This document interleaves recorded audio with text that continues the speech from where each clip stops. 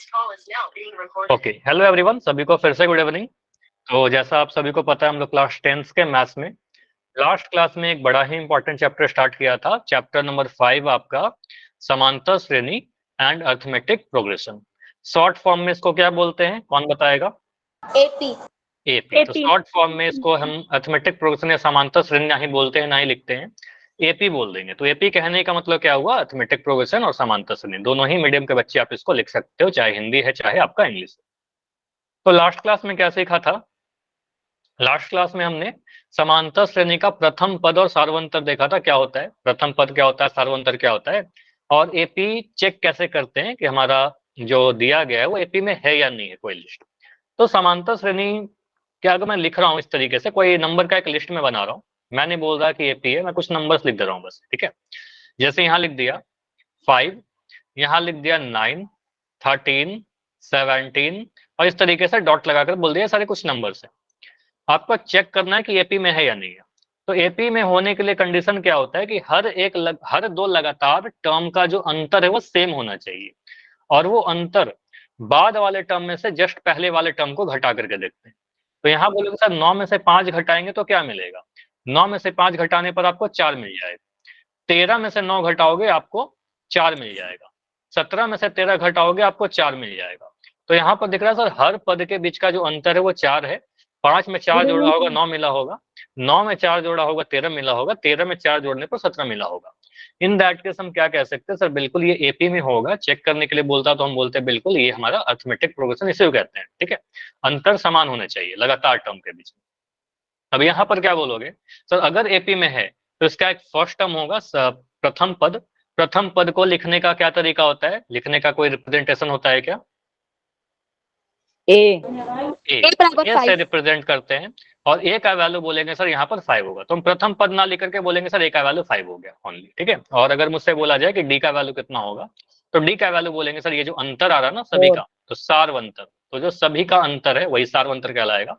तो डी बोलेंगे सर हर एक पद के बीच का जो अंतर आ रहा है, लगातार दो पदों के बीच का अंतर 4। तो यहाँ पर बोलेंगे सर ए का वैल्यू 5, और सार्वंतर को डी से रिप्रेजेंट करते हैं, तो डी का वैल्यू 4 आ गया।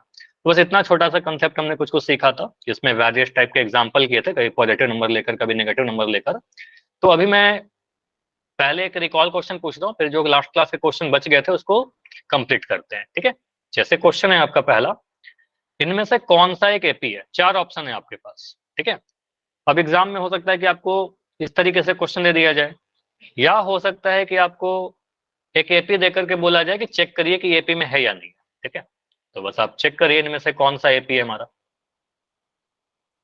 4 सीरीज लिखे गए हैं, अब इसमें से कौन एपी है ये आपको देखना। कोई एक ही ऐसा ऑप्शन होगा जो एपी होगा।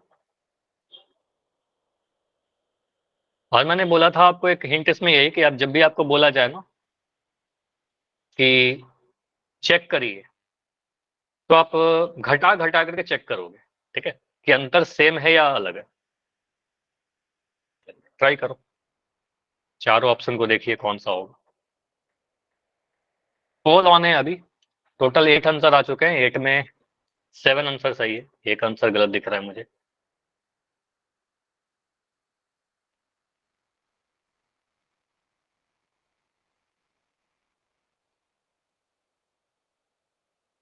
तो क्लास में अभी टोटल 26 बच्चे हैं, 25 बच्चे हैं, 25 में 11 आंसर आया, मतलब अभी तो आधे बच्चों का आंसर आया, आधे भी नहीं, 12 आंसर आ चुका है, ठीक है।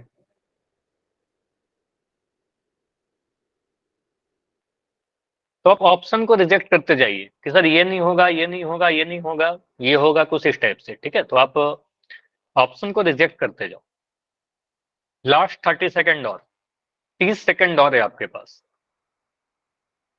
इवन अगर टाइम चाहिए होगा तो बताइएगा, ये और समय चाहिए। क्वेश्चन आसान है इसलिए ज्यादा टाइम नहीं ले रहे, इतना समय काफी है इस क्वेश्चन करने के लिए।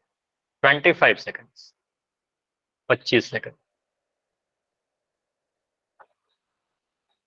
बस स्किप नहीं करना है किसी को भी, सभी का आंसर आना चाहिए। 17 आंसर आए हैं, 17 में मुझे 4 आंसर अभी तक गलत दिख गया, 13 आंसर सही है।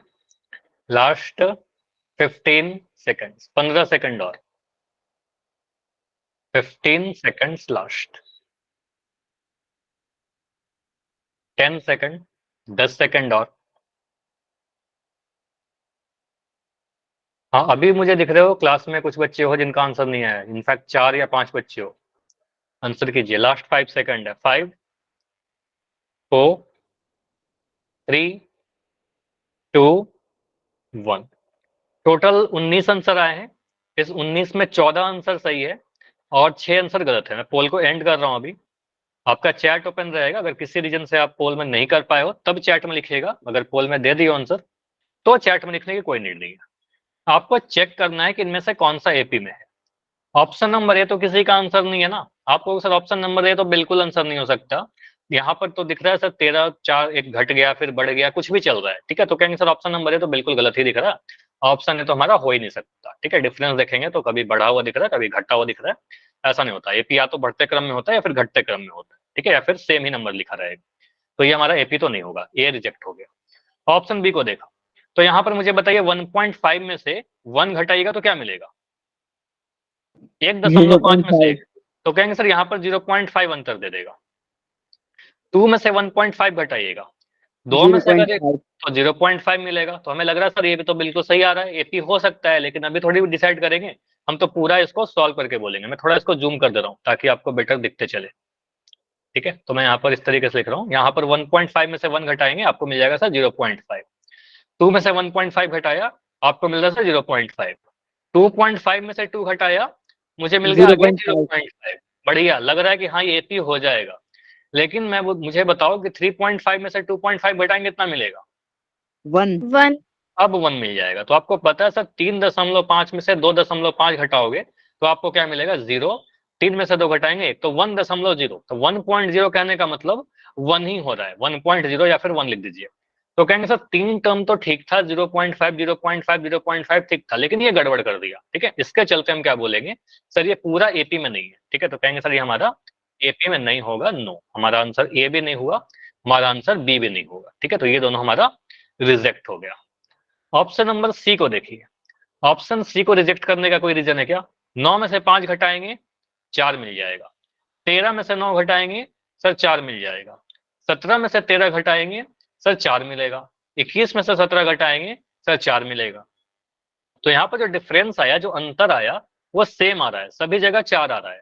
तो हर एक दो लगातार टर्म के बीच का अंतर अगर सेम है तो ये बोलेंगे सर एपी में है, समांतर श्रेणी में है। तो हम कहेंगे सर हमारा आंसर बिल्कुल ये सही होगा। ये हमारा बिल्कुल ये एपी लिखा हुआ है। आंसर हमारा ऑप्शन नंबर सी हो जाएगा। और यहीं पर हम बोलेंगे सर ए नहीं था, बी नहीं था, सी अगर आंसर है तो डी तो नहीं हो सकता ना, डी तो नहीं होगा। अब ऐसा चेक करने के लिए मैं चेक कर ले रहा हूँ।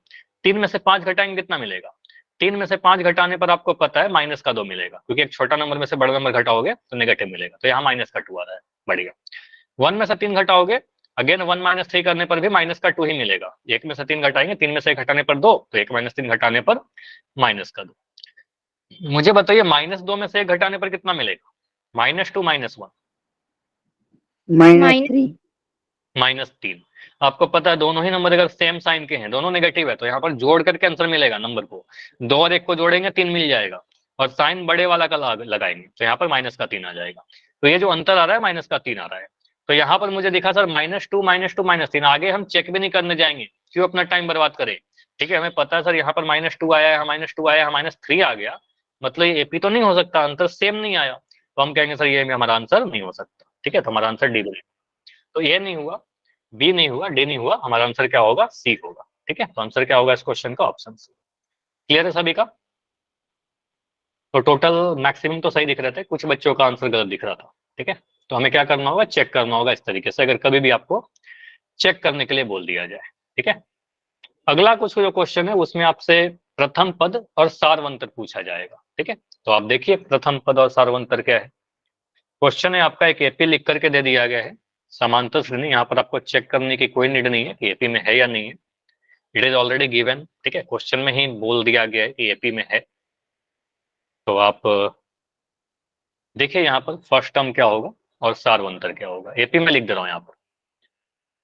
जो समांतर श्रेणी के टर्म्स लिखे हैं, -3, फिर है -1, फिर है 1, फिर है 3, फिर आगे डॉट डॉट डॉट लगा दिया। तो कोई भी दो लगातार टर्म के बीच का अंतर देख लीजिए, वो सार्वंतर हो जाएगा। और ए का वैल्यू आपसे पूछ रहा है कि प्रथम पद क्या होगा और डी का वैल्यू क्या होगा। ऑप्शन को ध्यान से थोड़ा देखिए। अब इस क्वेश्चन में तो गलती करने का स्कोप नहीं होना चाहिए, इसमें तो गलती बिल्कुल नहीं होना चाहिए। इससे आसान क्या होगा क्वेश्चन, है ना। तो ये तो बहुत बेसिक है, एपी का बहुत ही बेसिक क्वेश्चन है। हालांकि ये मत सोचना कि एग्जाम में नहीं आता, और ये जो क्वेश्चन लिया गया है आपके एग्जाम से ही लिया गया है, आपके बोर्ड एग्जाम से लिया गया है, ठीक है। आपके बोर्ड एग्जाम का पूछा गया ही क्वेश्चन, हालांकि आसान है।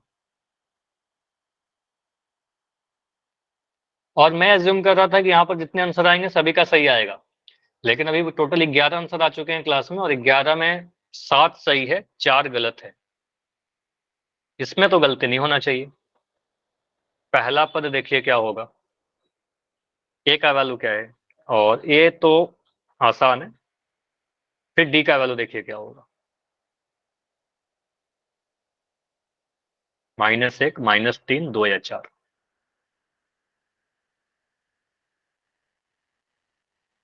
और इस क्वेश्चन के लिए कितना समय और चाहिए, 30 सेकंड और रुकते हैं। ऐसे 15 आंसर आ चुके हैं, बाकी बच्चे करिए। बैठे मत रहिएगा, किसी का भी स्किप नहीं होना चाहिए। आप सॉल्व कर लिए हो, 3 डॉट पे क्लिक करो, एक्टिविटी पे क्लिक करो, वन पोल एक्टिव पर क्लिक करो, 4 ऑप्शन दिखेंगे, जो भी सही है उस पर क्लिक करने के बाद वोट कर दीजिए। लास्ट सर कर दिया। कर लिया, ठीक है। लास्ट 15 सेकंड है।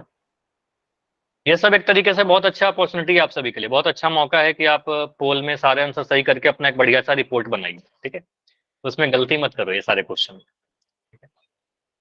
Last 10 second, last 5 second. गलती होता है कुछ ऐसे क्वेश्चन जो कठिन हो उसमें गलती हो सकता है, लेकिन इसमें तो गलती नहीं होना चाहिए। अभी मुझे दिख रहा हो 10 बच्चे जिनका आंसर नहीं आया है, ऐसा क्यों? 10 बच्चे बच बैठे हुए हैं क्या? लास्ट 5 सेकंड है, 5, 4, 3, 2। 1 मिनट। चलो ठीक है, आंसर कीजिए आप इसको। हो गया, चलो पोल को एंड कर रहा हूँ। इस क्वेश्चन को अभी डिस्कस करते हैं। और यहाँ पर हमारा क्या है, एपी -3, -1, 1, 3, कुछ इस तरीके से आपका एपी दे रखा है। और यहाँ पर answer A B C D सारे आए हैं। अच्छा, बी किसी का आंसर नहीं है, लेकिन ए सी और डी आंसर आए। देखो यहाँ पर आप बोल सकते पहला पद क्या है, इस वाले को हम फर्स्ट टर्म कहते हैं, जहां से एपी स्टार्ट हो रहा है। तो फर्स्ट टर्म यानी पहला पद, और इसको लिखने का तरीका ए होता है। तो इसको हम बोलेंगे सर ए का वैल्यू जो होगा ना -3 होगा। अब -3 देखने जाओगे तो ऑप्शन नंबर ए में भी -3 दिख रहा है, ऑप्शन सी में भी -3 दिख रहा है, ऑप्शन डी में भी -3 दिख रहा है। अब तीनों तो होगा नहीं, ये तो दिख गया कि ऑप्शन बी तो नहीं होगा सर, ये गलत हो गया, ठीक है। लेकिन ए होगा, सी होगा या डी होगा, वो हम कॉमन डिफरेंस से पता करेंगे। तो डी का वैल्यू निकालिए, तो डी का वैल्यू निकालेंगे सार्वंतर। तो आप किसी भी दो लगातार पदों के बीच का अंतर देखिए। तो मुझे जो आसान लग रहा है मैं वो कर रहा हूँ। मुझे दिख रहा है सर यहाँ पर 3 है, यहाँ पर 1 है, 3 में से 1 घटाना कुछ कठिन काम है क्या? मैं ऐसा कह सकता हूँ डी जो होगा सर 3 में से 1 घटाने पर मिल जाएगा। बताइए, हम इस वाले पद में से इस वाले पद को घटा देते हैं, तो 3 में से 1 घटाएंगे तो कितना मिलेगा? 2 3 मिलेगा में से सर। 1 घटाओगे आपको 2 मिल जाएगा। ये तो बच्चों वाली चीजें हैं, ठीक है। तो 3 में से 1 घटाएंगे तो 2 मिलेगा, मतलब सार्वंतर हमारा 2 है।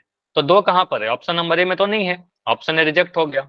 ऑप्शन नंबर सी में देखिए 2 लिखा हुआ है डी, तो हम कहेंगे ऑप्शन नंबर बी सी हमारा सही हो जाएगा। ऑप्शन डी में 4 लिखा गया है, जो कि गलत है, ठीक है। तो आपको सर ना ही बी हुआ, ना ही ए हुआ, ना ही डी हुआ, हमारा आंसर ऑप्शन नंबर सी बिल्कुल सही है, ठीक है। तो सी हमारा आंसर हो जाएगा, ठीक है। सार्वंतर मैंने 3 में से 1 घटा करके निकाला। आपको अगर कंफ्यूजन है कि सर हमने यहां से किया था तो कुछ और आया था, नहीं, कुछ और नहीं आएगा। आप चेक करिए, मैं यहाँ पर करके बता दे रहा हूँ। आप कहोगे सर अगर मैं -1 में से -3 को घटाऊं, ठीक है, दूसरा पद में से पहला पद घटाऊं, तो डी ऐसे भी निकाल सकते थे सर। -1 में से आपको घटाना क्या होगा? -3। देखो -3 घटाना है तो एक बार -3 ऐसे लिखेंगे, 2 बार माइनस का साइन आएगा। तो यहां से आपका आएगा माइनस माइनस प्लस बन जाएगा, फिर आएगा -1, और ये माइनस माइनस आपका प्लस बन गया +3, ठीक है। तो -1 + 3, देखिए आपका एक नंबर प्लस का है, एक नंबर माइनस का है।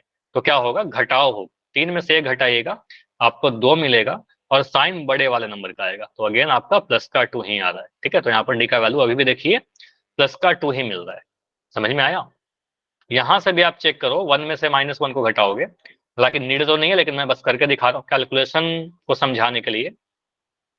1 में से -1 घटाओगे तो 1 माइनस -1 कुछ ऐसे लिखोगे। ठीक है, तो यहां से आपका मिल जाएगा 1 + 1, और 1 + 1 देखिए अभी भी 2 ही आ रहा है। ठीक है, तो आप डी कहीं से भी निकालिए, हर बार आपका डी देखिए 2 ही आया। ठीक है, 2 यहाँ भी आया, 2 यहाँ भी आया और 2 यहाँ भी आया, तो आंसर क्या बनेगा, ऑप्शन सी। क्लियर सभी को? ए बी या डी जिनका था। ठीक है, चलिए, तो इस तरीके से, लेकिन मैं फिर से कह रहा हूं कि हमने बस समझाने के लिए आपको इतना किया। ठीक है, इतना किया, आपको एग्जाम में आए तो इतना बार बार हर एक टर्म को मत चेक करिएगा, आपको जहां से आसान लगे यहीं से घटा करके आंसर कर सकते हो।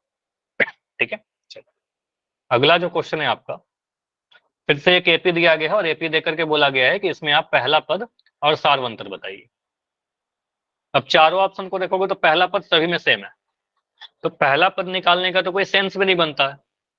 ऑप्शन नंबर, सारे ऑप्शन में ए का वैल्यू तो -3 ही दे रखा है, मतलब ये तो क्लियर है ना कि ऑप्शन ए तो जो होगा पहला पद हमारा वो -3 ही होगा। बस डी ही चेक करना है आपको कि सार्वंतर आप सही से निकाल पा रहे हो कि नहीं निकाल पा रहे।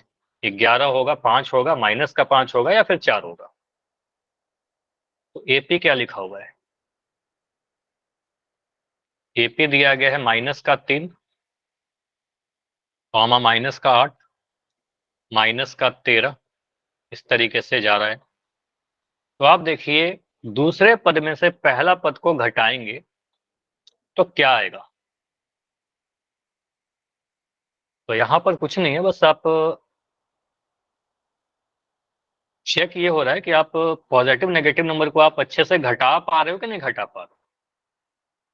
पूर्णांकों का जोड़ घटाओ, इंटीजर्स का जोड़ घटाओ, आपको आना चाहिए। और ये पूरे ही एपी में काम आएगा। ठीक है, हमेशा आपको सार्वंत्र की नीड आएगी, तो थोड़ा फास्ट इसको करने की प्रैक्टिस करेंगे हम लोग। 2 ऑप्शन में कंफ्यूजन हो रहे हो, मतलब 2 ऑप्शन में आप लोग का आंसर आ रहा है, शायद में थोड़ा सा आप कंफ्यूज हो। ठीक है, सभी का भी आंसर सही भी है, कुछ आंसर गलत है, बाकी लोग करिए।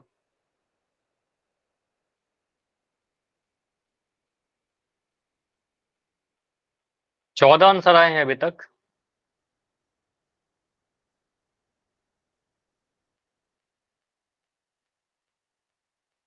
टोटल क्लास में 30 बच्चे हैं और पोल में अभी तक आंसर आया है आपका 14। इसको आप इंक्रीज करिए, कम से कम अगर 30 है तो 27 के आसपास तो आंसर आने चाहिए ना। कुछ बच्चे ऐसे हो सकते हैं जिसके फोन में पोल नहीं आता है, फिर टेक्निकल इशू आ जाती है। ठीक है, तो सभी के साथ तो ऐसा इशू नहीं होगा कि नेटवर्क नहीं चल रहा।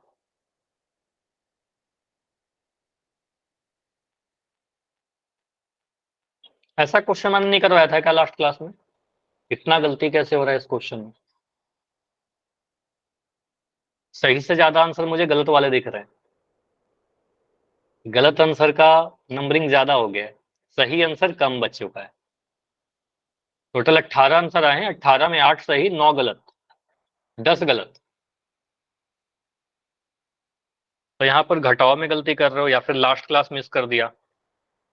और यहाँ से एक लर्निंग है कि आपको लास्ट क्लास मिस नहीं करना है, कोई भी क्लास मिस नहीं करना है। चलो ठीक है, 19 आंसर आए हैं और लास्ट 25 सेकंड में इसको एंड करेंगे, 25 सेकंड में इसको एंड करेंगे, 20 सेकंड में इसको एंड करेंगे।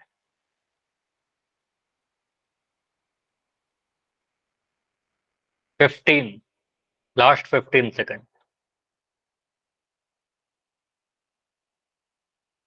नेक्स्ट क्लास में आपका मैं पोल डेटा लेकर आऊंगा, और जो बच्चे पोल में आंसर नहीं कर रहे हैं अटेंडेंस डेफिनेटली कट कर दिया जाएगा।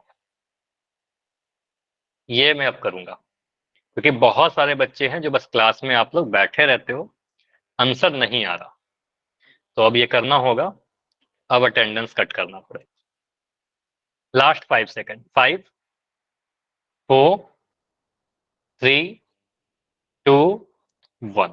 चलो यहाँ देखिए कॉमन से मिस्टेक जो की हो, टोटल मेरे पास 24 आंसर आए। पोल को मैं एंड कर रहा हूँ।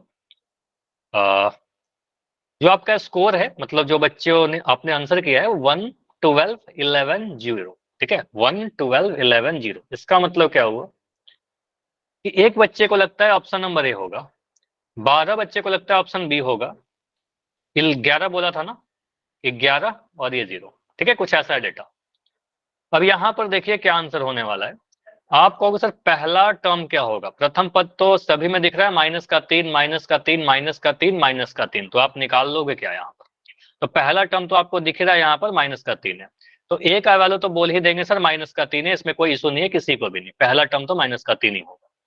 लेकिन अगर मैं सार्वंतर निकालने के लिए सोचूं, डी का वैल्यू निकालने के लिए सोचूं, तो सार्वंतर क्या होता है सर? सेकंड टर्म में से फर्स्ट टर्म को घटाइए, दूसरे पद में से पहले टर्म को घटाइए, पहले में से दूसरे घटा करके नहीं काम चलेगा। तो यहाँ पर सेकंड वाला टर्म क्या है आपका? माइनस का 8, और फर्स्ट टर्म है माइनस का 3। तो यहाँ पर आप बोलोगे सर माइनस का 8 में से हमें घटाना क्या है? माइनस के 3 को घटाना है। तो माइनस का 8 में से आप अगर माइनस के 3 को घटाओगे, तो यहाँ पर बीच में एक माइनस का साइन लगाओगे ना, यहाँ पर एक माइनस का साइन लगाओगे। ए में से अगर मैं कहता हूँ कि बी को घटाइए, ए में बी को घटाना है, अगर ऐसा लिखना हो तो आप क्या बोलते हो? ए में से बी को घटाइए, 5 में से 3 घटाइए, तो 5 में से 3 घटाइए, 2 में से 8 घटाइए, 2 में से 8 घटाओगे। अगर मैं कहता हूँ 4 में से -3 घटाइए, 4 में से -3 घटाइए, तो इसको लिखने का तरीका क्या होगा? मैं ऐसे नहीं लिख सकता हूँ, 4 -3 लिखेंगे गलत हो जाएगा। तो आपने 4 में से 3 घटाया है, आपको घटाना है माइनस का 3, तो मैं 4 माइनस -3, 4 में से -3 घटाने का ये तरीका होगा। ठीक है, तो यहाँ पर आप वही चीज करोगे, -8 में से -3 को आपको घटाना था। ठीक है, तो बोलेंगे सर यहाँ पर -8 का -8 आ जाएगा, और ये माइनस और माइनस मिल करके टकरा करके दोनों गुना हो जाएगा, और ये माइनस माइनस प्लस हो जाएगा, तो -8 प्लस का 3 हो जाएगा। अब यहाँ पर आप सोचोगे -8 प्लस का 3, एक नंबर नेगेटिव है एक नंबर पॉजिटिव है, तो आंसर जो आएगा आपको सब्ट्रैक्ट करके आएगा, घटा करके आएगा। तो यहाँ पर 8 में से 3 घटाइए, 8 में से 3 घटाओगे तो आपको 5 मिल जाएगा। अब आंसर मत करने जाइए 5, आप यहाँ पर सोचिए बड़ा नंबर कौन सा है? बड़ा नंबर 8 है, तो 8 के आगे जो साइन रहेगा वो हमारा आंसर बनेगा, तो नेगेटिव साइन आएगा -5। ठीक है, तो कहेंगे सब आंसर क्या आएगा? -5 आएगा, बड़े वाले नंबर का साइन लगेगा।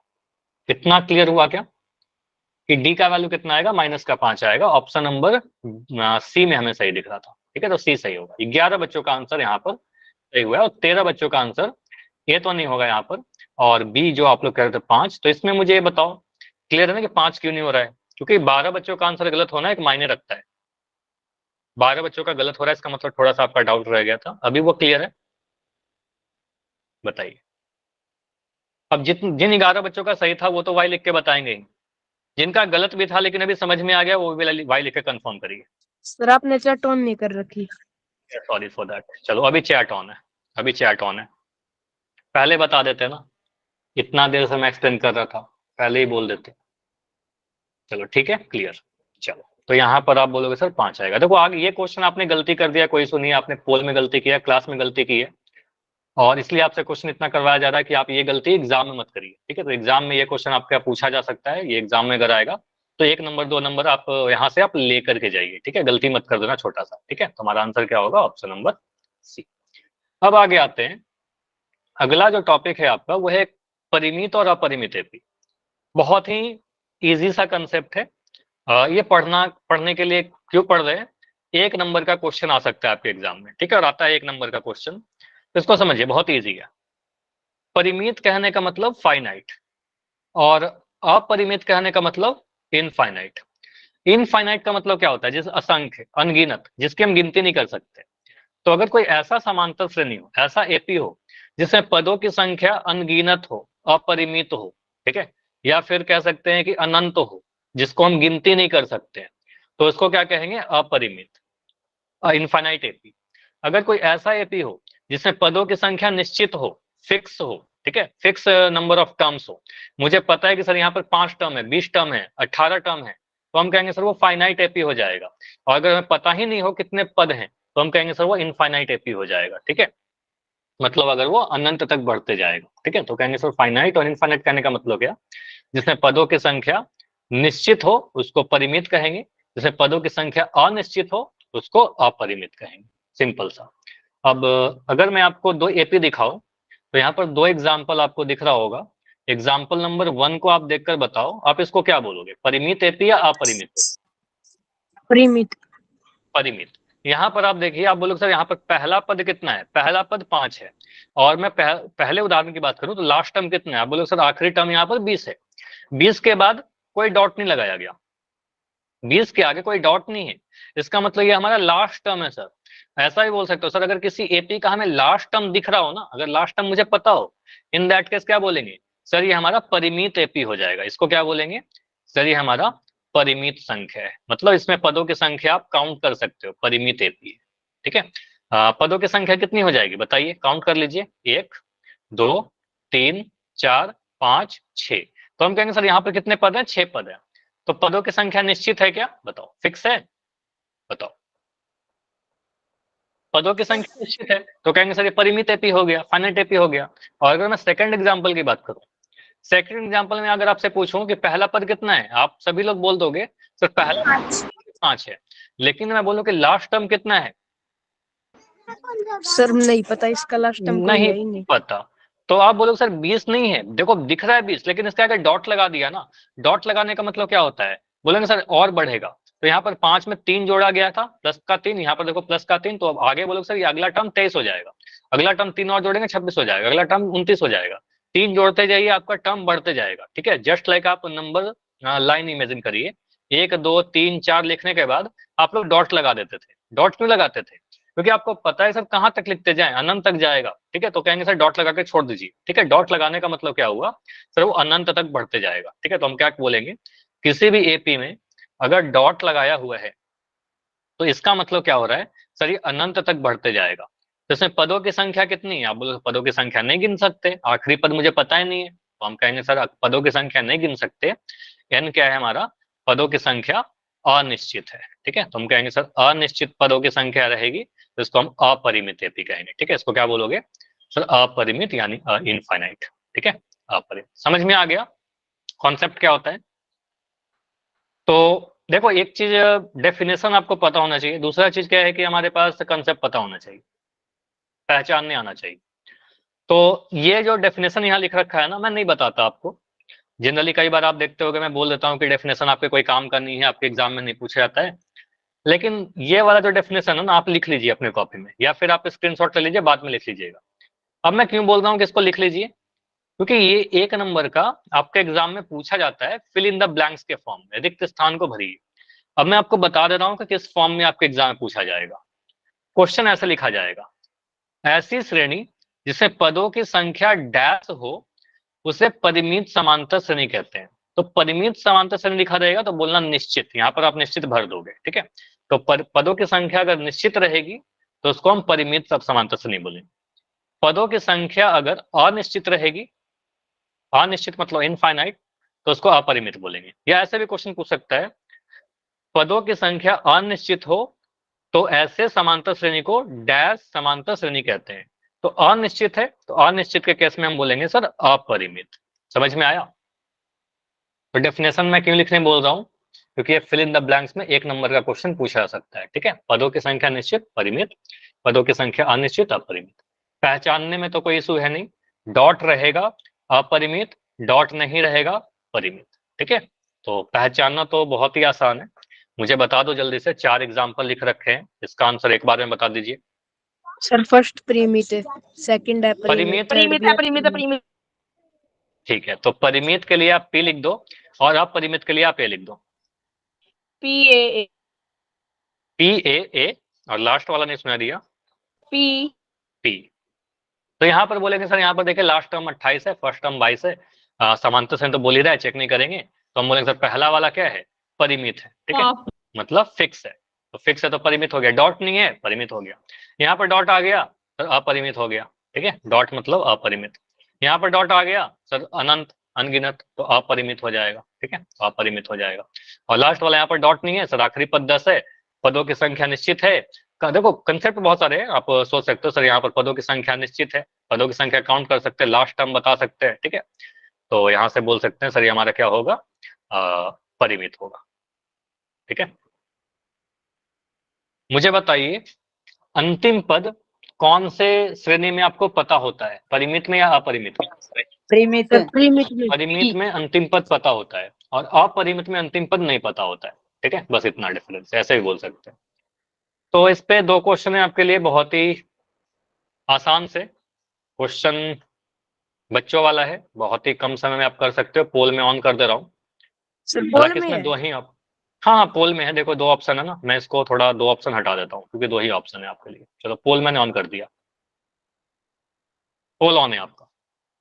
सर कर दिया। तो इसमें तो कुछ कैलकुलेशन है क्या इसमें कुछ?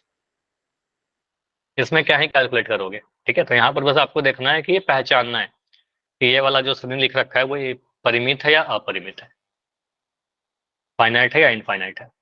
13 आंसर आए और 13 सही। क्लास में कितने बच्चे हैं? 27 है। बाकी बच्चे करिए। 15 आंसर आ चुका है, 17 आंसर आ चुका है। लास्ट 20 सेकंड, ज्यादा टाइम नहीं लेंगे बिल्कुल। इस 20 सेकंड में पोल को मैं एंड कर दूंगा क्योंकि इसमें तो टाइम नहीं चाहिए, इसमें तो कैलकुलेशन है ही नहीं। 15 सेकंड और, लास्ट 15 सेकंड में इस पोल को एंड किया जा रहा है। 21 आंसर आए हैं, 21 में 19 आंसर सही है, 22 में 20 आंसर सही है। लास्ट 10 सेकंड, इतना टाइम भी नहीं लगेगा ऐसे, इतना टाइम दे रहा हूं, लेकिन आपके एग्जाम में अगर ये क्वेश्चन आता है तो बस देख कर आपको आंसर कर दोगे। Last 5 second, 5 4 3 2 1।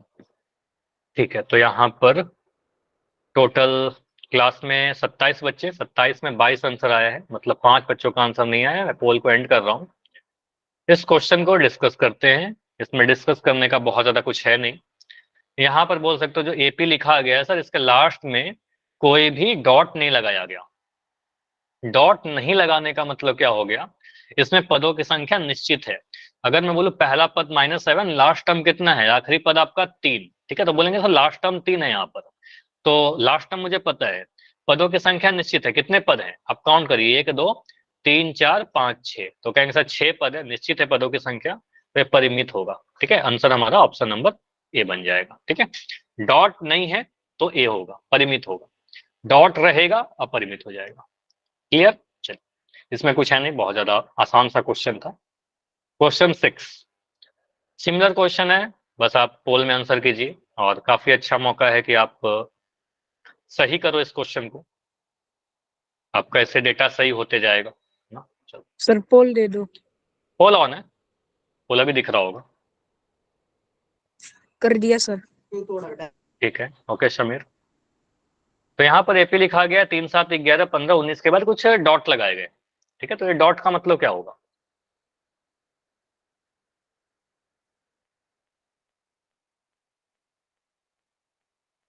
तीन 7 11 15 19, और यहाँ पर चेक करने मत बैठ जाना कि एपी में है या नहीं है। यहाँ पर क्लियरली गिवन है कि गिवन एपी दी गई समांतर श्रेणी, तो चेक नहीं करना एपी है या नहीं। सर अभी भी गलत है सर, 2 बच्चों के आंसर। हाँ, अभी भी 2 बच्चों का आंसर गलत है, होना तो नहीं चाहिए इसमें। इसमें तो नहीं गलत होना चाहिए। देखो एक चीज हो सकता है कि आप जल्दबाजी में आंसर कुछ क्लिक कर दे रहे हो, ठीक है, तो ये तो आप सुधारिए, क्योंकि बहुत दिन से क्लास कर रहे हैं। मैं आपको हमेशा बताया हूँ कि आप अपने आंसर को लिख लिया करो कॉपी में, ए या बी, फिर जाकर आंसर कीजिए। ठीक है, तो धीरे धीरे करके ये सारी चीज सही होनी चाहिए।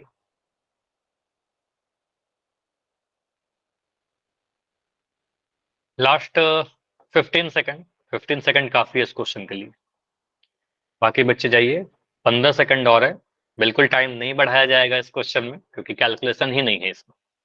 लास्ट 10 सेकंड और, 10 सेकंड और।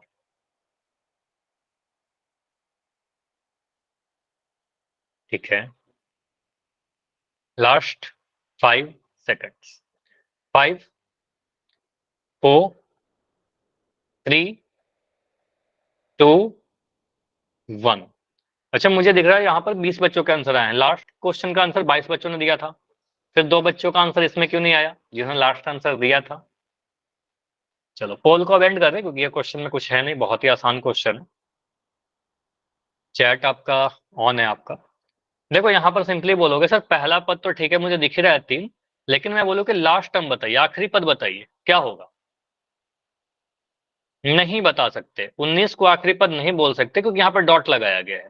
तो ये जो एपी है अनंत तक बढ़ते जाएगा, इन्फिनिट तक बढ़ते जा रहा है। तो कहेंगे सर अनंत तक बढ़ते जाएगा तो ये अनंत वाला अपरिमित एपी है, इसकी पदों की संख्या हम नहीं बता सकते, पदों की संख्या अनिश्चित है, ठीक है, लास्ट टर्म नहीं बता सकते। तो कहेंगे सर ऑप्शन नंबर बी हमारा सही होगा, जो ऑलमोस्ट सभी का आंसर सही था, 2 बच्चों का आंसर गलत था, ठीक है। तो ये गलत होगा। यहाँ पर जब भी सिंपली मैंने बोला कि अगर डॉट नहीं रहेगा तब परिमित होगा, डॉट आ जाएगा तो अपरिमित होगा, ठीक है। इससे आसान क्या ही बोलूं, ठीक है, सबसे आसान तरीका यही है। सर और पोल पूछ लो। इस टॉपिक में नहीं पूछते, इसमें क्या ही पोल पूछूं, ठीक है। क्वेश्चन पहले कंसेप्ट समझ लेते हैं, अगला जो कंसेप्ट है इंपॉर्टेंट, यहाँ से थोड़ा इंपॉर्टेंट सा स्टार्ट हो रहा है एपी, और इसके बाद जो टॉपिक है वो सबसे इंपॉर्टेंट है। तो यहाँ पर आपसे बोला गया कि समांतर श्रेणी का व्यापक रूप क्या होता है, ठीक है, जनरल फॉर्म क्या होता है किसी एपी का। तो जनरल फॉर्म कहने का मतलब क्या हुआ, एपी बनता कैसे है, बेसिकली ये समझना चाह रहे हैं। तो अगर मैं एक एपी लिखूं और उसके थ्रू समझना चाहते हैं कि एपी बनता कैसे है, जैसे कि ये समझिए, अगर मैं एक एपी लिख रहा हूं या फिर कोई एक नंबर लिख रहा हूं 3 7 11 15 कुछ एक लिस्ट लगा दिया, और मैं आपसे पूछूं कि एपी है या नहीं है, बताइए। यस सर है। तो चेक करोगे तो आप बोलो सर यहाँ पर हम सार्वंतर निकाल कर चेक करेंगे, अंतर पहले चेक करेंगे, 3 और 7 का अंतर कितना होगा, 7 में से 3 घटाओगे तो यहाँ पर 4 मिलेगा। आप 11 में से 7 घटाओगे तो आपको फिर से 4 मिलेगा, 15 में से 11 घटाओगे तो फिर से आपको 4 मिल जाएगा। तो सार्वंतर 4 का है। तो आप बोलोगे सर कॉमन डिफरेंस यहाँ पर सिंपली आप लिख सकते हो सर डी का जो वैल्यू आया, डी का वैल्यू कितना आ रहा है, डी का वैल्यू आपका 4 आ जा रहा है, ठीक है। तो आपको सर यहाँ पर मैंने घटा कर देखा 4 आया था, यहाँ पर मैंने घटा करके देखा था, यहाँ पर हमारा 4 आ गया था, अब 15 में से 11 घटाया तो मेरा 4 आ गया, ठीक है। तो यहाँ पर सार्वंतर डी का वैल्यू 4 आ गया। अगर मैं आपसे पूछूं कि यहाँ पर ए का वैल्यू कितना है, फर्स्ट टर्म क्या है, 3 है, फर्स्ट टर्म हमारा 3 है, पहला टर्म ये वाले को हम कहते हैं ए, ठीक है। तो फर्स्ट टर्म हमारा 3 आ गया।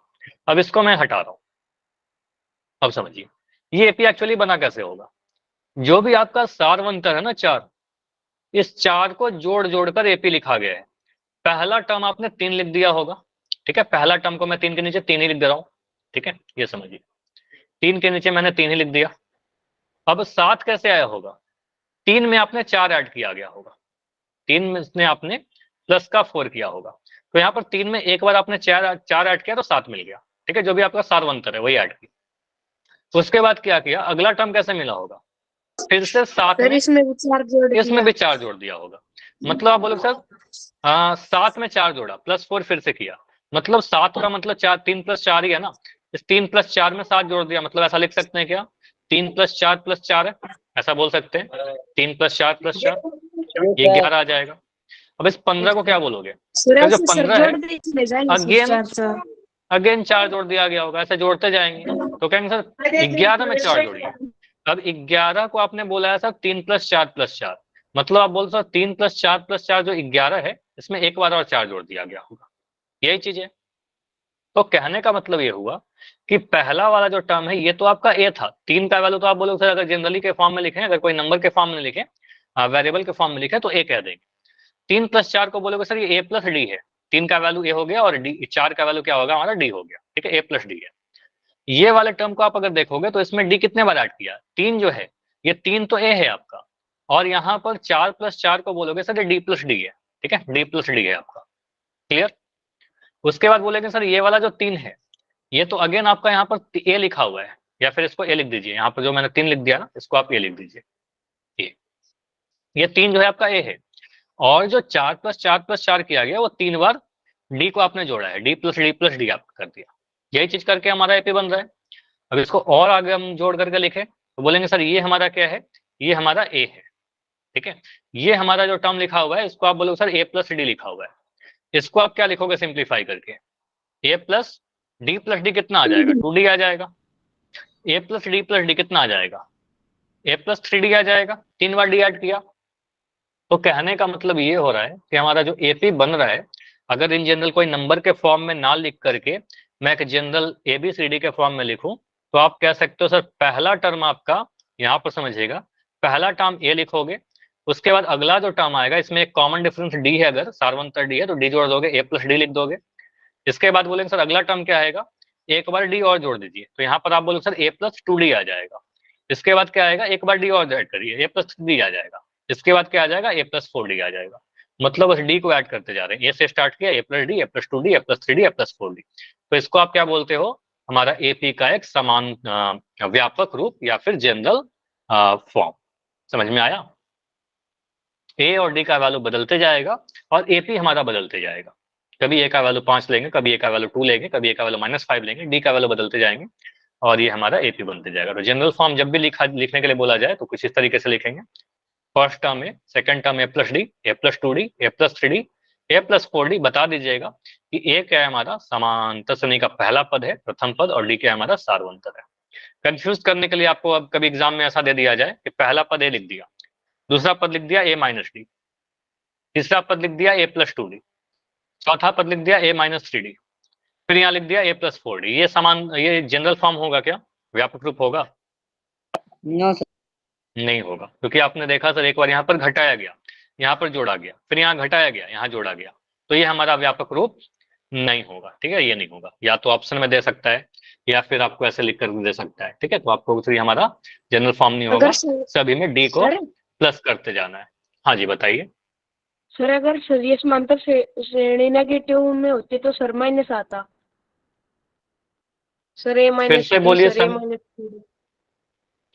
अगर इसको समांतर श्रेणी बनाना हो तो हम ऐसा लिखेंगे ए माइनस डी, मतलब जैसे आप याद करोगे डी तो नेगेटिव भी हो सकता है, हम घटते क्रम में भी लिख सकते हैं। तो यहाँ ए माइनस डी लिखा, अगला टर्म क्या लिखना होगा, ए माइनस टू डी लिखना पड़ेगा। अब 2 बार डी घटाइए, अब बोलेंगे सर 3 बार डी घटाइए, ए माइनस थ्री डी लिखेंगे, ए माइनस फोर डी लिखेंगे। ठीक है, तो ये हमारा सर समांतर श्रेणी नेगेटिव में होगी तो सर ऐसे लिखना है। हाँ, तो ये क्वेश्चन क्या है, फिर से बोलो क्वेश्चन क्या है आप, एपी में होगा या नहीं? एपी में तो होगा ही। मैं ऐसा पूछ रहा था कि समांतर श्रेणी जो सर नेगेटिव में होगी तो सर ऐसे लिखना है, ए माइनस डी, ए माइनस। नहीं, ये बोला नहीं जाएगा। देखो सिंपल समझो, ठीक है, आपका क्वेश्चन मैं समझ गया। आपसे नहीं बोला जाएगा नेगेटिव में लिखिए, आपसे जनरली बोला जाएगा एक व्यापक, या फिर बोला जाएगा, या फिर आपके कहीं क्वेश्चन में मान लो कभी क्या होता है ना, कुछ क्वेश्चन ऐसे, कुछ कंसेप्ट ऐसे पढ़ते हैं जिसका हमें यूज करना होता है, भले ही हमें क्वेश्चन में डायरेक्ट क्वेश्चन नहीं आएगा। तो कभी अगर आपको जनरल फॉर्म लिखना हो ना तो आप हमेशा ऐसे ही लिखिए, ए प्लस डी, ए प्लस टू डी, हमेशा ये लिखिए, ए प्लस थ्री डी। कभी माइनस वाला यूज ही नहीं करेंगे हम लोग। ठीक है, लेकिन अगर कभी आपसे, लेकिन सोचो मैं बोल कह रहा हूँ कि अगर कभी ऐसा लिख दे कि ए माइनस डी, ए माइनस टू डी, मैं बता क्यों रहा था ये चीज, ए माइनस टू डी, ए माइनस थ्री डी, आपसे पूछता है कि एपी में है या नहीं है, तो आप बोलोगे हाँ सर ये भी एपी में है। ठीक है, ये भी एपी में है क्योंकि यहाँ पर डी घटते जा रहा है। ठीक है, तो एक घटते क्रम में हमारा एपी हो गया, तो एपी होगा। लेकिन जनरल फॉर्म की जब बात करेंगे तो जनरल फॉर्म तो यही वाला लेंगे। ठीक है, जनरल फॉर्म हम इसी को लेंगे। समझ में आया? व्यापक रूप ऊपर वाला लेंगे, मैं ये क्लियर कर रहा था। तो अब समझ में आ गया? Yes sir. तो मैं एक लाइन में फिर से इसको समराइज कर रहा हूँ आपके क्वेश्चन का आंसर, कि अगर कभी भी व्यापक रूप लिखना रहे या हमें जरूरत होगा तो ऑलवेज हम लोग ये वाला यूज करेंगे। लेकिन अगर कभी हमसे पूछा जाए कि ये एपी में है या नहीं है तो बोलेंगे हाँ यह भी एपी में है, लेकिन जनरल फॉर्म तो यही होगा। ठीक है, चलिए उसके बाद अगला जो कंसेप्ट है, और पूरे जो एपी चैप्टर है आपका, उसमें one of the most important concept, इसको आप जितना वेरी इंपॉर्टेंट लगाना चाहते हो लगा लीजिए। ऐसा हो ही नहीं सकता कि आपके बोर्ड एग्जाम में यहां से क्वेश्चन ना आए। ठीक है, तो समांतर श्रेणी का nवां पद, nth term of an AP. ठीक है, तो ये समझते हैं। अब इसके कंसेप्ट को समझने के पहले सीधे मैं आपको ये बताता हूं कि इसका मतलब क्या हुआ, nth टर्म के आने का मतलब। मैं जनरली कोई एपी लिख रहा हूं, मैं बता रहा हूं कि हमारे पास एक एपी है, बहुत ही सिंपल सा, 3, 5, 7, 11, 13, कुछ इस तरीके से हमारा एपी। मैं बोलूं कि यहाँ पर पहला पद का वैल्यू कितना है, तो आप बोलो सर पहला पद ए लिखते हैं और यहाँ पर 3 आ जाएगा, सभी लोग बता दोगे। मैं बोलूं यहाँ पर कि चौथा पद कितना है, चौथा पद 9, 11, तो यहाँ पर आप काउंट कर लोगे सर 1, 2, 3, 4, तो चौथा पद आपका 9 मिल रहा है। अगर मैं बोल रहा हूँ कि छठा पद, 6th टर्म, 13। 13। तो यहाँ पर से आपने काउंट किया 1 2 3 4 5, छठा पद हमारा 13 है। मैं आपसे बोलूं कि चलो 20वां पद बताइए। अब 20वां पद हम इस तरीके से लिख कर नहीं करेंगे, काउंट करेंगे, काफी टाइम लग जाएगा। ठीक है, अब चलो आप में से कोई बच्चे, अच्छा मैं आपसे आंसर नहीं मांग रहा, हो सकता है कुछ बच्चे यहाँ पर फॉर्मूला आपको पता होगा, अभी आप ध्यान से सुनते जाइए, मैं जहां पर कंसेप्ट पर ले जाऊंगा। ठीक है, तो अगर मैं बोल रहा हूँ 20वां पद, तो 20वां पद आप में से कुछ बच्चे हो सकते हैं जो इसको लिख कर भी कर लें, क्या मैं भी लिख सकता हूँ 20 पद, वहां से काउंट कर लेंगे। लेकिन मैं अगर बोलता हूँ कि मुझे 205वां पद बताइए, अब ये बड़ा डिफिकल्ट हो जाएगा मेरे लिए कि मैं 205 पद लिखूं और उसको काउंट करूं। ठीक है, और 205 भी अगर लिख दोगे, अगर मैं बोल दूं फिर कि 2000वां या 20,000वां पद बताइए, अब ये तो बहुत डिफिकल्ट है सर, 20,000 पद लिखना, उसको काउंट करना। ठीक है, तो अगर मुझे कोई एक पर्टिकुलर फॉर्मूला मिल जाए जिससे हम कोई एक पदों सीधे बता दे, 20वां पद क्या है, 18वां पद क्या है, 13वां पद क्या है, तो हमारे लिए काफी अच्छा होगा। तो यही लिखने का, इसी को समझने का कोशिश करते हैं कि किस तरीके से फॉर्मूला डिराइव होता है। फॉर्मूला कुछ बच्चे बता भी रहे थे क्लास के स्टार्टिंग में, लेकिन डिराइव भी हम लोग करते हैं कि समझते हैं वो आया कहाँ से। ठीक है, जैसे समझिए कि छठा पद, 20वां पद, 18वां पद का क्या फॉर्मूला है, किस तरीके से कैलकुलेट करता है। तो सबसे पहले तो ये समझिए कि लिखने का रिप्रेजेंटेशन कैसा करेंगे हम लोग, इसी पेज पर हम लोग डिस्कस कर लेते हैं। देखो, पहले पद को क्या लिखते हैं, पहले पद को आप कहते हो ए, या फिर इसको हम चाहें तो A1 भी लिख सकते हैं। लिखने का तरीका ये होता है, अगर मुझे सेकंड पद चाहिए, सेकंड टर्म या सेकंड पद, तो इसको लिखने का जो तरीका होता है उसको लिखते हैं हम लोग A2। ठीक है, A2 लिखने का मतलब क्या हुआ, सेकंड टर्म, दूसरा पद। मुझे अगर चाहिए होगा 20वां पद, मुझे बताओ कैसे लिखोगे आप, जनरली रिप्रेजेंट करने का तरीका क्या होगा, A20। तो A20 मैं आपसे आगे जाकर के ना ये नहीं लिखूंगा, ये आपके एग्जाम में भी नहीं लिखा रहेगा, आपका ये लिखा रहेगा। तो A20 लिख के समझ जाना कि 20वां पद की बात की जाती है। अगर मैं लिख रहा हूँ A7, इसका मतलब क्या होगा, 7वां पद। 7वां पद की बात की जा रही है। ठीक है, अब यहां से मैं इसको समझाने के लिए ले रहा हूं एक हमारा जनरल फॉर्म, जो एपी लिया था अभी थोड़ी देर पहले। तो यहां समझिए, आप बोलोगे सर यहाँ पर फर्स्ट टर्म ए है, जिसको आप चाहो तो A1 में लिख सकते हो, फर्स्ट टर्म हमारा A1 है। उसके बाद बोले सर सेकंड टर्म क्या है, ये वाला है। ठीक है, A+D लिखते हैं, सेकंड टर्म A+D आया, जिसको आप A2 लिख दोगे। तीसरा पद क्या है, A+2D, जिसको आप चाहो तो A3 लिख सकते हो। चौथा टर्म क्या है आपका, A+3D, जिसको आप चाहो तो A4 लिख सकते हो। और यहाँ पर क्या हमारा पांचवा पद, जिसको हम A5 लिखेंगे। ठीक है, समझिए, अगर मैं बोल रहा हूँ कि पांचवा पद, देखो मैं पांचवें पद से स्टार्ट कर रहा हूँ, बस समझते जाइएगा, आसान है बहुत ज्यादा। ठीक है, पांचवा पद, आप इसको लिखने के लिए क्या लिखोगे, A5। A5 क्या है आपका, जनरल फॉर्म की अगर बात करें तो पांचवा पद आपका दिख रहा है A+4D, है कि नहीं, है ना A+4D, बताइए। तो यहां पर आप बोल रहे हो सर हमारा A+4D लिखा हुआ है, पांचवा पद आपका A+4D है। अगर मैं बोलूं कि चौथा पद क्या लिखा हुआ है, A4 कितना है, आप क्या बोलोगे, A+3D। A+3D। आपने ये देख लिया सर, यहाँ पर चौथा पद है, ये A+3D है। चौथा पद आपका जो है वो यहाँ पर दिख रहा है आपको A+3D। मैं आपसे बोलूं कि मुझे तीसरा पद क्या है, A+2D। A+2D। तो यहाँ पर से आपने देखा कि A3 का वैल्यू A+2D है, A+2D। अब यहाँ से कुछ आपने पैटर्न नोटिस किया क्या,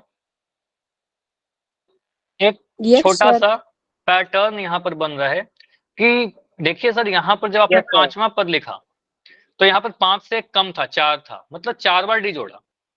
जब आपने चौथा पद सोचा तो आपने 3 बार डी जोड़ा। जब आपने तीसरा पद लिखा तो आपने 2 बार डी जोड़ा। जब आप दूसरा पद लिख रहे हो तो 1 बार डी जोड़ोगे। और जब आप पहला पद लिख रहे हो तो पहला पद है ही नहीं, डी जोड़ेंगे नहीं। ठीक है, तो यहाँ से आपको ये बहुत ज्यादा क्लियर हो रहा होगा। मैं फार्मूला पर तो आऊंगा ही, पहले आप ये बताइए, अगर मैं बोलूं कि आप मुझे डायरेक्ट A7 बताइए, 7वां पद, तो क्या लिखेंगे, A+6D। 6D। मतलब आपको बस इतना ध्यान रखना है कि अगर मुझे 7वां पद चाहिए तो एक कम लिखेंगे, 6 बार डी जोड़ेंगे। ठीक है, अगर मुझे कभी 20वां पद चाहिए होगा तो क्या लिखेंगे, A plus 19D A plus 19D, ठीक है। तो जो मैं लिख रहा हूँ ना, डायरेक्ट लिखने की कोशिश कीजिएगा, ठीक है। तो बोलेंगे यहाँ पर सर अगर 20वां पद है तो यहाँ पर 20 में से 1 घटा देंगे, 19 बार डी जोड़ेंगे। अगर मुझे 100वां पद चाहिए होगा तो मैं कितने बार डी को A जोड़ूंगा? plus 99D ए प्लस 99D, ठीक है। तो ये बहुत ही क्लियर कर रहा है कि सर A100 बराबर ए प्लस 99D। तो जनरली अगर मुझे कभी बोला जाए कि ए एन बताइए, एनवा पद, ठीक है, nth टर्म, तो कहेंगे सर ए प्लस, यहां पर से क्लियर है, एक कम, देखो यहाँ पर 7 था, 7 में से 1 कम किया 6 आया, 20 में से 1 कम किया 19 आया, 100 में से 1 कम किया मतलब घटाया तो 99 आया। तो यहाँ पर अगर आपका n है तो n में से 1 कम करेंगे, n में से 1 घटाएंगे तो क्या मिलेगा? n-1 मिलेगा, ठीक है। तो कहेंगे सर यहाँ पर आ जाएगा n-1d। तो फॉर्मूला यहीं से जनरेट हुआ है, बस एक लॉजिकल सा फॉर्मूला है, ठीक है। बस लॉजिक लगता है कि यहाँ पर A7 में 6 बार डी जोड़ा, 20 बार था तो 19 बार डी जोड़ा, 100 बार था तो यहाँ 99 बार डी जोड़ा, एक कम किया तो n है तो यहाँ पर n-1 करेंगे। तो सीधे सीधे आप इस पेज की स्क्रीनशॉट ले सकते हो। पहले तो इस पेज की भी आप स्क्रीनशॉट लीजिए, यहाँ पर काफी इंपॉर्टेंट चीज लिखा हुआ है, ठीक है। फॉर्मूला तो यहाँ पर ही मैंने लिख ही दिया है, ठीक है, जो अगले पेज पर आएगा। तो यहाँ से क्या आ रहा है हमारा, एन बराबर ए प्लस n-1d। तो आपको बस बताना होगा कि ए क्या है और डी क्या है। तो यहाँ पर बोल दीजिएगा सर हमारा nवां पद, ऐसे लिख देना, किसी समांतर श्रेणी का अगर प्रथम पद ए है, सार्वंतर डी है, तो nवां पद ए एन का जो फॉर्मूला होता है वो ए प्लस पहला पद प्लस n-1, ठीक है, n-1 इंटू डी करेंगे। क्लियर हुआ इतना? बताइए, इज इट क्लियर? चलो मुझे बताइए, अगर मैं आपसे, अच्छा पोल कर लेंगे पहले, इसको कंसेप्ट को समझो, अदरवाइज पोल दे दूंगा तो गलती कर दोगे, ठीक है। तो अगर मैं लिख दूं यहाँ पर A25, मुझे बताइए इसको क्या लिखोगे? A plus 24D। और ये जो plus आपने बोला ना, 24D ये जो आप लोग बोल रहे हो डायरेक्ट ऐसे ही करना है, ये मत करना है कि A+25-1 फॉर्मूला लगा रहे हैं, कुछ नहीं, डायरेक्ट बोलिए सर यहाँ पर 25 है तो एक कम कर दीजिए, यहाँ पर 24 लिख दीजिए, 24D, ठीक है। बिल्कुल ऐसे ही करना है, 25 बराबर यहाँ पर A+24D, 24 बार डी जोड़ना है, इस तरीके से हम लोग करेंगे। अच्छा अगर मैं आपसे ये पूछता कि मुझे बताइए A-5, ये बताइए sir A minus 4D A-4D। A minus 4D ऐसा सही है? yes sir yes sir. सभी लोग गलत अगर मैं बोलूं तो A-4D अभी भी गलत है, एक कम कर रहे हैं, माइनस कर रहे हैं, देखो n में से -1 कर रहे हैं, एक तो कंसेप्ट ये गलत है, मैं दो तरीके से आपको बता रहा हूँ। n-1 कर रहे हैं तो -4 -1 कितना आएगा?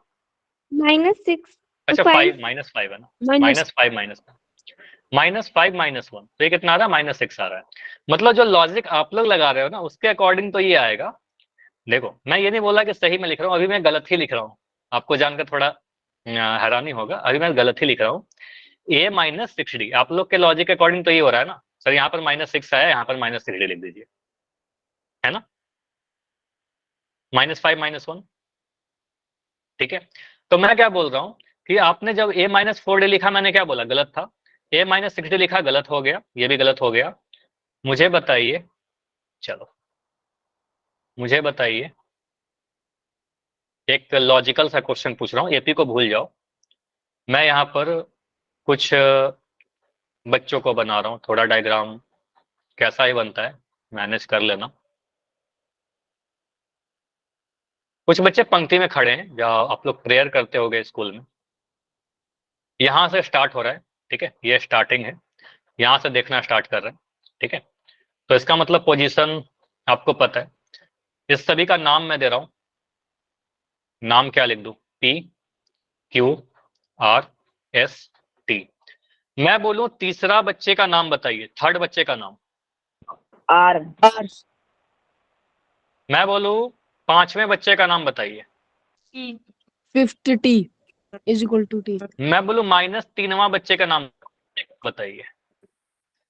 sir minus 4D is Minus- minus SD अरे -3वां बच्चा क्या होगा? आप कहोगे सर पहला बच्चा ये होगा, दूसरा ये होगा, तीसरा ये होगा, चौथा ये होगा, पांचवा ये होगा, थोड़ा सा कॉमन सेंस यूज करना, -3वां नहीं होगा। ये कैसे बोलोगे सर, पहला बच्चा से स्टार्ट होगा ना। नंबर आप लिखते हो, नंबर पॉसिबल होता है सर 0 1 2 3 4 ऐसे, इसके इधर आता है ना -1 -2 -3। अब -3वां बच्चा तो इधर होगा कहीं, और वो तो एग्जिस्ट ही नहीं करेगा ना। फिजिकली सोचिए थोड़ा, समझ में आ रहा है मैं क्या बोल रहा हूँ?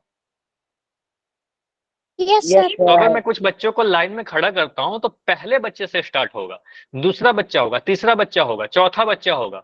-5वां बच्चा क्या होता है, -3रा बच्चा क्या होता है, नहीं होता है, ठीक है। तो -3वां पद, -5वां पद नहीं होगा। तो जो मैंने पूछा था, एक बस कंफ्यूजिंग सा क्वेश्चन पूछा था, आप बोलते कि सर ऐसा नहीं एग्जिस्ट करेगा। मैं आपसे बोलता हूं कि यहाँ पर मुझे बताइए 28वां बच्चा क्या होगा, बताओ, होगा क्या नहीं ये? सर होगा। नहीं होगा। नहीं होगा। बोलोगे सर ये कैसा क्वेश्चन आप पूछ रहे हो, सर दूसरा बच्चा होगा चाहे तीसरा बच्चा होगा, इसके बीच में तो कुछ नहीं है, ठीक है, 28वां बच्चा नहीं होता, ठीक है। तो आप क्वेश्चन ही बड़ा अजीब सा पूछ रहे हो, गलत सा, ठीक है, तो बोल दो गलत है, नहीं एग्जिस्ट करता, मतलब गलत नहीं है, लेकिन हम बोलो सर ये ऐसा एग्जिस्ट नहीं करता, ठीक है। तो उसी तरीके से कभी भी आपसे अगर बोला जाए कि ए 3.5 बताइए, बोलोगे सर नहीं लिखेंगे फॉर्मूला, जबरदस्ती का मत लिखिएगा, ठीक है, बोलोगे सर ये नहीं होता। मैं बोलूं a -3 नहीं होता, समझ में आया? Yes sir. ठीक है, तो ऐसा कभी आ जाए, जनरली नहीं आता, लेकिन थोड़ा कंसेप्चुअल था तो ये बता दिया, तो ये समझिएगा ये सारी चीजें नहीं सर अब एग्जिस्ट कॉल करती। में सर 3 मिनट पोल नहीं करते, हाँ पोल नहीं करते, स्टॉप, टाइम हो चुका है, 3 मिनट बचा हुआ है अभी क्लास में, तो अभी क्या करते हैं, बस इसको एक चीज और मैं बताकर इस क्लास को एंड करता हूँ। इसके जो भी पोल होंगे अगले क्लास में कर लेंगे। देखो बस यहाँ से एक जो कंफ्यूजन होता है, बहुत ही कॉमन सा कंफ्यूजन, ए एन बराबर a + n-1d मैंने लिखा। अब कई बच्चे ये सोचते हैं कि फॉर्मूला का यूज क्या करेंगे, बताओ आप लोग सोचकर, इस फॉर्मूला का क्या यूज है? पद निकालने के लिए। पद निकालने के लिए, आपने जो बोला पद निकालने के लिए, nth टर्म या nवां पद निकालने के लिए, मतलब क्या इसका यूज करेंगे हम 20वां पद निकालने के लिए, Yes, 15वां sir. पद निकालने के लिए, छठा पद निकालने के लिए? यस।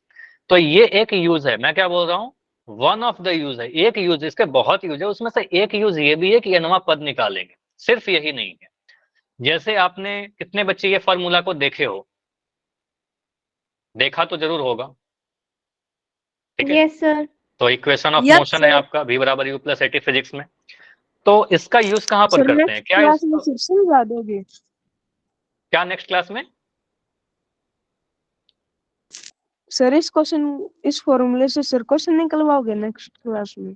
इस क्वेश्चन, इस फॉर्मूला का, हाँ इस पे क्वेश्चन करेंगे, बस इसको आप अभी के लिए बस थोड़ी सी चीजें बता रहा हूँ कि v = u + at का यूज अगर कोई आपसे पूछे ना, तो आप ये मत बोलिए कि सर वेलोसिटी निकालने के लिए यूज करते हैं या वेग निकालने के लिए करते हैं, नहीं, वेलोसिटी निकालने के लिए तो करते ही हैं। यहाँ पर 4 वेरिएबल है, v, u, a और t, इन चारों में से कोई भी 3 दिया रहेगा तो चौथा निकाल देंगे। हो सकता है कभी आपसे एक्सलेशन निकालने के लिए बोला जाए, हो सकता है कभी टाइम निकालने के लिए बोला जाए, हो सकता है इनिशियल वेलोसिटी निकालने के लिए बोला जाए, ठीक है। तो कुछ भी पूछा जा सकता है हमें क्वेश्चन में। तो सिमिलरली इस वाले फॉर्मूला का जो यूज है, कभी आपसे nth टर्म निकालने के लिए बोला जाएगा, कभी आपसे पहला टर्म निकालने के लिए बोला जाएगा, कभी आपसे डी निकालने बोला जाएगा, कभी आपसे एन निकालने के लिए बोला जाएगा। तो यहाँ पर 4 वेरिएबल होते हैं, A N, A N, D. A N मतलब nवां पद, nth टर्म, ए मतलब पहला टर्म, एन मतलब किस नंबर के टर्म की आप बातें कर रहे हो, और डी मतलब सार्वंतर। इन चारों में से कोई भी 3 दिया रहेगा, चौथा आपसे पूछा जाएगा। समझ में आया?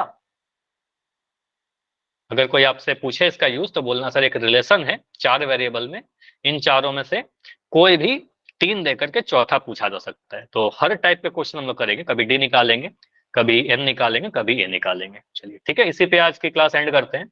अगले क्लास में इसी पे बेस्ट कुछ क्वेश्चन डिस्कस करेंगे, ठीक है। एक क्वेश्चन में होमवर्क के तौर पर दे रहा हूँ, ठीक है, ये क्वेश्चन आप लोग ट्राई करिएगा, अगले क्लास में डिस्कस करेंगे, ठीक है, ये एज अ होमवर्क है, ठीक है। चलो बस ट्राई करिएगा, अगले क्लास में इस पे, सर इसका नवा पद है सर, वो क्या कहते हैं? हाँ ये निकालिए इसको, अच्छा आप सर। सॉल्व कर सकते हो। अगले क्लास में इसको कंटिन्यू करके डिस्कस कर लेंगे।